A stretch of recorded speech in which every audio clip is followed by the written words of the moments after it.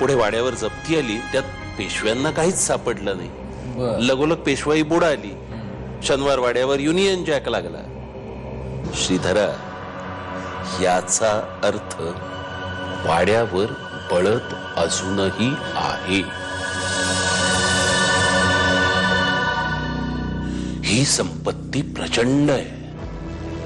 अंदाजे 25 किलो सोनं, त्याच्या कितीतरी पट चांदी आणि इतर दागदागिन्यांचा तपशील ऐकलास तर तुझे डोळे पांढरे होतील. वाड्यावरच्या या संपत्तीचा आपल्याला शोध घ्यायला हवा.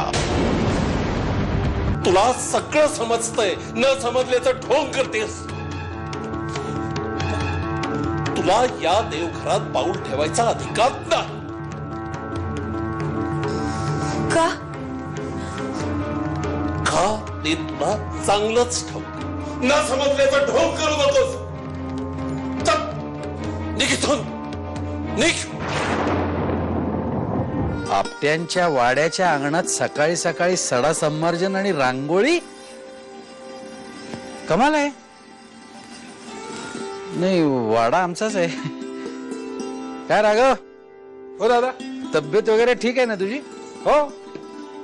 नाही नाही, सकाळी सकाळी रांगोळी वगैरे काढलीस, मला माहित नव्हतं तुला एवढी चांगली रांगोळी येते.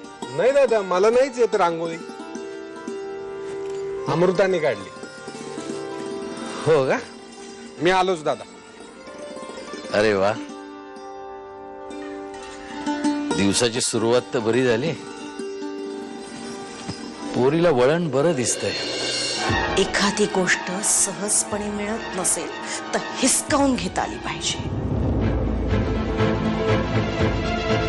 अधिकार सुद्धा.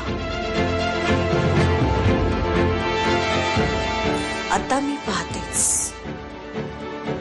पाहतेच ती अमृता वाड्यात कशी राहते ते. ही बळद सापडायलाच आहे, नाहीतर काहीच अर्थ उरणार नाही. कशालाच. मला काहीही करून ही बळद शोधलीच पाहिजे.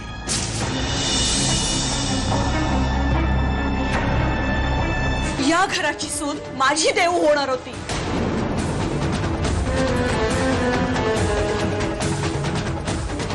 सत्यावर प्रेम होतं तिचं. दोघांचंही लग्न होणार होतं, पण तू आडवी आलीस. अगं, छोट्यातली छोटी गोष्ट ते दोघंही एकमेकांना सांगायचे. माझी देव इतकी काळजी घ्यायची ना सत्याची की उर्मिला वहिनींनी कधी घेतली नसेल.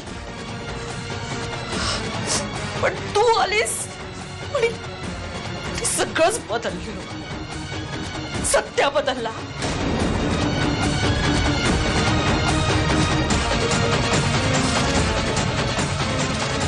माझ्या मुलीचं प्रेम हिरावून घेतलंयस तू. तर बघ, तुलाही या घरात राहू देणार नाही. बघ, बघच तू. चल, निघ. अरे, मी तिकडे गेलो होतो तर सुलभाताई अमृताला काही बाई बोलतायत. का? काय झालं?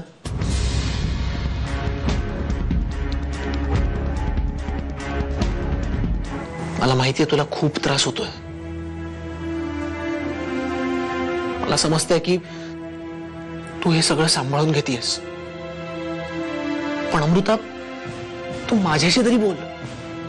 तुला जे वाटतंय ते बोल. अमृता प्लीज. पण तू एकटी हे सगळं सहन करत बसू नकोस.